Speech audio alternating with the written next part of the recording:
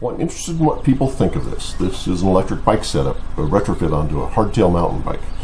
The motor's connected into the drivetrain of the bike.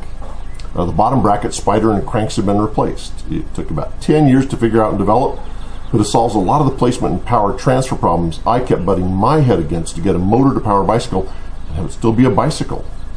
The motor is controlled by a throttle. This happens to be a half-handle twist throttle. The bike's brake and shift controls will sometimes require a thumb throttle instead. The battery's attached to the rear rack. You can see the aluminum housing. This battery has a key to turn on the juice. I wanted to come up with an e-bike system that retrofits to most of my bikes so it can handle whatever the bike can handle.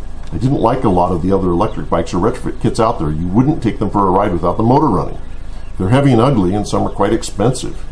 I think a lot of us would prefer to keep our existing bike and make it motor assisted.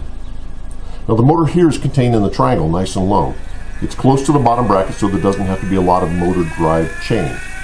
To make motor operation safer and smoother, there's an integrated chain guard and tensioner too. The motor is turning the chain rings, but the cranks aren't having to move. You don't want to have to pedal just because the motor's going. Okay, you see that the motor connects into the drive system on the left-hand side. That's nice because that leaves room to keep all three chain rings on the right-hand side. The thing about the motor driving the chain rings is that the motor is using your existing gear system. 18 speeds, 21, 30, whatever. That means it can be geared down to climb hills, but shifted into the tallest gears to cruise fast on the flatland. Well, that's an advantage over a lot of e-bike architectures that operate in only one gear, and maybe dead weight going up a hill instead of a help. And if you've ridden a front motor hub bike, you know that with all that weight out front, they can have a real tendency to skid out on dirt or mud or gravel. And the electric hubs are certainly not trail rated for ruggedness. The setup here has done trails in the Cascades. Now, other than the crank system, the bike here has had nothing altered.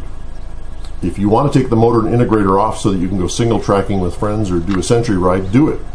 You can put this assembly back on afterwards. Of course, there'll be times when you want to just crank. The really hard part in coming up with the system was pairing up with the motor and cranks so that using either one of them does not make you use the other or introduce any noticeable resistance into the drivetrain. Notice that the motor's drive chain did not move at all.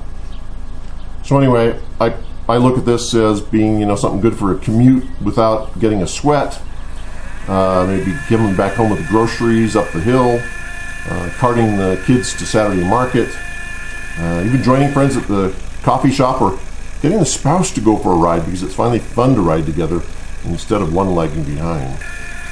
What's been shown here is an electric setup. Some hardcore do-it-yourselfers might want to take the drive integration system and use with it an internal combustion motor as the assist power source. Nice thing is there's no jack shaft, no alteration of the frame, no replacing or messing with the wheels. So that's it. I'm thinking of running a production batch of the drive integration system somewhere June to September. So if you're interested or have questions or comments, let me know.